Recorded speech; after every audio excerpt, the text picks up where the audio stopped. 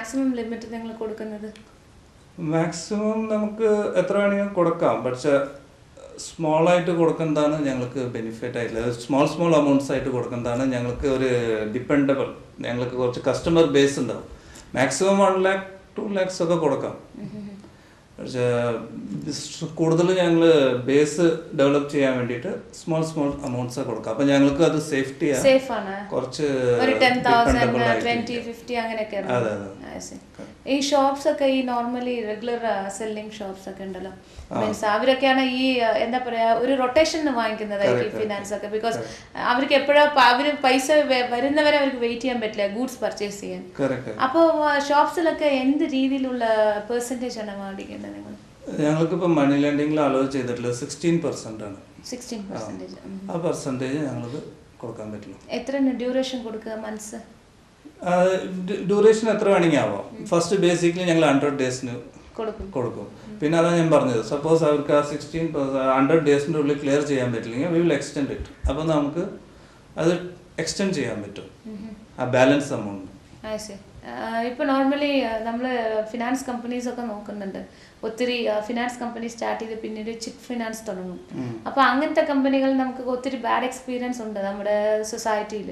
അപ്പോൾ അങ്ങനത്തെ bad experience ഉണ്ടാക്കുന്ന ആ വ്യക്തികളെ കുറിച്ച് എന്താണ് പറയാനുള്ളത്? ഫസ്റ്റ് ഓഫ് ഓൾ അത് എന്താ പറയുക, കൂടുതൽ ഉണ്ടാക്കണം എന്നുള്ള ആഗ്രഹമാണ്. Within A short span of period നമുക്ക് കുറേ കാശ് ഉണ്ടാക്കണം എന്നുള്ള ഒരു ആഗ്രഹത്തിലാണ് അങ്ങനെ പോകുന്നത്. Actually basically finance is A goods economically support ചെയ്യുന്ന ഒരു സിസ്റ്റമാണ്. പക്ഷെ അത് എപ്പോഴാണ് കൂടുതൽ റിസ്ക് ആവുന്നത് വെച്ചാൽ ഒത്തിരി ഉണ്ടാക്കണം എന്നുള്ള ആ ആഗ്രഹം ഉണ്ടാകുമ്പോഴാണ് ദി ഗോ ടു ഇല്ലീഗൽ. അത് നിങ്ങൾ പറഞ്ഞ മാതിരി മീറ്റർ പലിശ അങ്ങനെയുള്ളതൊക്കെ പറയാം. അപ്പോൾ it depends on the person. person to person. Normally ഇപ്പോൾ നമ്മൾ ചിലർ എന്താ വെച്ചാൽ എപ്പോഴും ബാഡ് എക്സാമ്പിൾസ് ഒരുപാട് ഫ്ലോട്ട് ആവും പബ്ലിക്കിൽ. ഗുഡ് എക്സ്പീരിയൻസ് എത്ര തന്നെ നല്ല ആൾക്കാരുണ്ടായാലും തന്നെ ആ ഒരു അതിന്റെ ഒരു ക്രീം പുറത്ത് വരില്ല. നോർമലി ഫോർ എക്സാമ്പിൾ ഞാൻ ഒരു കാര്യം പറയാം. ഞാനിപ്പോ 23 വയസ്സിൽ തുടങ്ങിയതാണ്. It's going to be happen for അവിടെ കുറച്ച് ദിവസം മദ്രാസ് ചെന്നൈയിൽ ചെയ്തു, പിന്നെ ഇവിടെ കണ്ടിന്യൂ ചെയ്യുന്നത്. Now I M 42 years old. Still now ഇതുവരെയും ഞാൻ ഒരു കോർട്ടിനോ എനിക്ക് ഒത്തിരി അമൗണ്ട്സ് കിട്ടാനുണ്ടെങ്കിലും ഇതുവരെയും കോർട്ടിന് പോകേണ്ട ഒരു ആവശ്യം എനിക്ക് വന്നിട്ടില്ല. അത് ഒരു കാര്യം ഗോഡ്സ് ഗ്രേസ് മാത്രമല്ല, അത് നമ്മളത് ചിലതൊക്കെ വേണ്ടാന്ന് വെക്കുകയാണ്. അപ്പോൾ കോർട്ടിൽ പോകുന്നത് ഒഴിവാക്കിയിട്ട് നമ്മൾ ഞാൻ നേരത്തെ പറഞ്ഞ സ്ക്രൂട്ടിനി ചെയ്തിട്ട് ചെയ്യണമെങ്കിൽ ഇതിൽ ഈ പറയുന്ന പുറത്ത് സാധാരണ ഫൈനാൻസിനെ കുറിച്ചൊരു അഭിപ്രായം ഭയങ്കര റിസ്ക്, ഭയങ്കര കച്ചറ ആൾക്കാരാണ്, മറ്റേതാണ് ഇതാണെന്നൊക്കെ പറയുന്നത്. പക്ഷെ അതിൻ്റെ ഒന്നും ആവശ്യമില്ല. ഡീസൻ്റ് ആയിട്ട് പോകാൻ നമ്മൾ അവരുടെ കണ്ടീഷൻ നോക്കി കൊടുക്കുകയാണ്. അവർ അതേപോലെ തിരിച്ചു തരണം. അവർ എത്രയോ പേര് നമ്മുടെ അടുത്ത് ബെനിഫിറ്റ് ആയിട്ടുണ്ട്. ശരിയാണ്. ലൈക്ക് നമ്മൾ പറയുന്ന മാതിരി ചെറിയ ചെറിയ ഷോപ്സ് ഒക്കെ ഉണ്ടല്ലോ, ഒരുപാട് ചെറിയ. ഫോർ എക്സാമ്പിൾ ഈ ടൈലർ ഷോപ്പാണെങ്കിലും അല്ലെങ്കിൽ ഒരു എന്തെങ്കിലും ഗ്രോസറി ഷോപ്പാണെങ്കിൽ അവർക്കൊക്കെ ഈ 5,000 10,000 എന്ന് പറയുന്നത് അവർക്ക് ഒരു എന്നാ സപ്പോർട്ടീവ് മണിയാണ്. ഇപ്പോൾ അവർക്കൊക്കെ എങ്ങനെയാണ്, ഇപ്പോൾ സേ ഫോർ എക്സാമ്പിൾ ഇപ്പോൾ 10,000 കൊടുക്കുന്നുണ്ട് വെച്ച് കഴിഞ്ഞാൽ 2,000 കട്ട് ചെയ്തിട്ട് 8,000 ആയിരിക്കും കൊടുക്കുന്നത് അല്ലേ? അല്ല, 16% ഇൻട്രസ്റ്റ് കാൽക്കുലേറ്റ് ചെയ്തിട്ട് കൊടുക്കുക. അത് അത്രയൊന്നും വരില്ല. അത് 30% നിങ്ങൾ പറയുന്നത്. ഇത് അതിന്റെ ഹാഫ് എമൗണ്ട് ആവുള്ളൂ. Okay, so 1,600 rupees for 10,000. 1,600 വരില്ല. 10,000 അത് നമ്പർ ഓഫ് ഡേയ്സ് നമ്മളിപ്പോൾ ഇയർലി കാൽക്കുലേറ്റ് ചെയ്യണമെങ്കിൽ 10,000 1,600 per year. So we can have four per year also.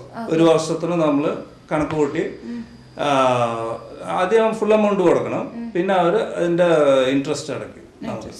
Monthly അടയ്ക്കാം, ഇല്ലെങ്കിൽ ഡെയിലി ബേസിസിൽ തന്നതിന് ശേഷം ഡെയിലി നമ്മൾ ബാലൻസ് കണക്കൂട്ടി പിറ്റേ മാസത്തിന്റെ കണക്ക് കൂട്ടി. ഈ നോർമലി എനിക്ക് ഫിനാൻസിൽ എപ്പോഴും ഒരു ഡൗട്ട് ഉണ്ടാവാറുണ്ട്. ചിലര് 10,000 വേണം പറയുമ്പോൾ അവർക്ക് 10,000 കൊടുക്കില്ല, 8,000 കൊടുക്കും. അത് ഞാൻ പറയുന്നില്ലേ, it depends on the interest rate. അപ്പോൾ മേടിക്കുന്ന ആളുടെ ഡിമാൻഡിനനുസരിച്ച് സപ്ലൈ ചെയ്യുന്ന ആള് കൂട്ടാ കുറയ്ക്കുക, അതൊരു ഇതാണ്. അതിപ്പോ നമ്മുടെ ടൈമും നോക്കണം, എത്ര പീരീഡിൽ അവർ തിരിച്ചടയ്ക്കുന്നത് നോക്കണം. അപ്പോൾ ഇറ്റ് ഡിപ്പെൻസ് ഡിമാൻഡിനനുസരിച്ച് ചിലവർ കൂടുതൽ മേടിക്കണ്ടല്ല എന്ന് പറയില്ല. പക്ഷെ അവർ പറയുന്ന എൻ്റെ കൂടെ ഞാൻ വർക്ക് ചെയ്യുന്ന ഫൈനാൻസിയേഴ്സ് പറയുന്നത് കൂടുതൽ റിസ്ക് ഇല്ല പറഞ്ഞുകൊണ്ട് they are making A little ലാഭം. അപ്പോൾ റിസ്ക് കുറച്ച് ഒഴിവാക്കാൻ വേണ്ടിയിട്ട് കുറച്ച് കൂടുതൽ വെക്കുകയാണ്. അപ്പോൾ എന്നാലാണ് അവർക്ക് മാനേജ് ചെയ്യാൻ പറ്റുമെന്ന് പറയുന്നത്. അപ്പോൾ ഇറ്റ് ഡിപ്പെൻസ് 10,000 2,000 ഡിഡക്ട് ചെയ്യണമെങ്കിൽ ഐ വാണ്ട് ടു നോ എത്ര മാസത്തിനാണ്. 3 months that is very great. അത് വളരെ കൂടുതലാണ് ഇൻട്രസ്റ്റ്. വളരെ കൂടുതൽ എന്നുവെച്ചാൽ 10,000 8,000 ആണ് കയ്യിൽ കൊടുക്കുന്നത്. എന്നാൽ തിരിച്ച് അവർ അടയ്ക്കുമ്പോൾ അവർ 10,000 ആണല്ലോ അടയ്ക്കേണ്ടത്. അത് ഏകദേശം 60% പെർ ആനുവൽ. അത്രയും കൂടുതലാവും. അത് വളരെ കൂടുതലാണ്. വളരെ കൂടുതലാണ്. നോർമലി ഇതൊക്കെ നമ്മൾ ഇങ്ങനത്തെ ഒരുപാട് കൂടുതൽ വാങ്ങിക്കുമ്പോഴാണോ ആൾക്കാർ വന്നിട്ട് കുടുങ്ങി പോകുന്നത്? നല്ല ഫൈനാൻസിയർ നോക്കി മേടിക്കണം. അത് എൻകറേജ് ചെയ്യരുത് കടക്കാർ, ഷോപ്പ് ആൾക്കാർ. എന്ത് ഡിമാൻഡ് ഉണ്ടായാലും ഇത്രയൊന്നും ഇൻട്രസ്റ്റ് കൊടുത്ത് മേടിക്കരുത്. അവര് എൻകറേജ് ചെയ്യരുത്. They should avoid them. അവർ വന്ന് നല്ല ഫൈനാൻസിയറെ സെർച്ച് ചെയ്യണം. ഏത് ബിസിനസ്സിലും ഇപ്പോൾ നമ്മൾ സെർച്ച് ചെയ്യുന്ന മാതിരി അവർ സെർച്ച് ചെയ്ത് അതിൻ്റെ സെക്യൂരിറ്റി കൊടുത്ത് ഇൻട്രസ്റ്റ് റേറ്റ് കുറവില്ലാത്തതൊന്ന് മേടിക്കണം. കല്യാണം കഴിഞ്ഞ് എത്ര വർഷങ്ങളായി പോകും? കല്യാണം കഴിഞ്ഞത് 94-ലാണ്. 16 years. എത്ര കുട്ടികളുണ്ട്? 2 കുട്ടികൾ. എന്താ ചെയ്യുന്നത്? മോൻ വന്ന് 10th standard saint Joseph Indian ഹൈസ്കൂളിൽ, മോള് വന്ന് Cluny convent Jalahalli 7th standard. ഇപ്പോൾ നാട് വിട്ട് ടോട്ടൽ വേര് അറ്റു എന്ന് തന്നെ പറയാം. ബിക്കോസ് അച്ഛൻ്റെ ആ ജനറേഷൻ തന്നെ നിങ്ങൾ നാട് വിട്ടിരിക്കുകയാണ്. ഇപ്പോൾ നാടായിട്ടുള്ള കണക്ഷൻ എങ്ങനെയാണ് ഇപ്പോൾ?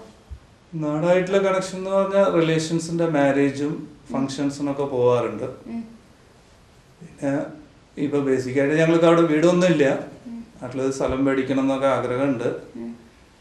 അപ്പോൾ ഇതുപോലെ ഫങ്ഷൻസും റിലേഷൻസിന്റെ മാരേജ് അങ്ങനെയുള്ള കാര്യങ്ങളൊക്കെ പോകാറുണ്ട്. റെഗുലറായിട്ട് അങ്ങനെ വെക്കേഷൻ ഒന്നും ഇയർലി വെക്കേഷൻ ഒന്നും ഇല്ല. അതെന്റെ ബിസിനസ് ഇങ്ങനെ എന്നോട് ബുദ്ധിമുട്ടുണ്ട്. പിന്നെ ഫ്യൂച്ചറിൽ കുറച്ച് റിട്ടയർമെന്റ് ഒക്കെ ആയതിനു ശേഷം നാട്ടിൽ സെറ്റിൽ ആവാൻ നല്ല പ്ലാൻ. പിന്നെ അച്ഛനും അമ്മയൊക്കെ? അപ്പച്ചൻ മരിച്ചു. അമ്മ മെഡ്രാസിൽ ചെന്നൈ ചേട്ടൻ്റെ കൂടെ ഉണ്ട്. എത്ര പേരുണ്ട് ഒപ്പം ജനിച്ചവർ? ഞങ്ങള് 8 പേരാണ്. ഫസ്റ്റ് 4 പേര് ലേഡീസ് പെണ്ണുങ്ങളാണ്, പിന്നെ 4 പേര് ബോയ്സ്. ഞാൻ 7th. ഏറ്റവും ഇളയതാകുമ്പോ റെസ്പോൺസിബിലിറ്റി ഒന്നും ഇല്ല ഫാമിലിയിൽ അല്ലേ? തീർച്ചയായിട്ടും മൂത്ത ആൾക്കുള്ള റെസ്പോൺസിബിലിറ്റി ഉണ്ടാവില്ലല്ലോ. അല്ല, അപ്പച്ചൻ തന്നെ ഒരുവിധം സിസ്റ്റർമാരുടെ മാരേജ് ഒക്കെ എല്ലാം അറേഞ്ച് ചെയ്തിട്ടുണ്ടായിരുന്നു. റെസ്പോൺസിബിലിറ്റി ഒക്കെ കുറവായിരുന്നു. ഓബ്വിയസ്ലി അത് പറയേ വേണ്ട, നമുക്ക് അറിയാം. ലാസ്റ്റ് എന്ന് പറയുമ്പോൾ പുന്നാര മോനായിരിക്കും. ലാസ്റ്റ് അനിയന് ഒരാളുണ്ട്. എന്നാലും തന്നെ ലാസ്റ്റ് 2 പേരല്ലേ ഉള്ളൂ.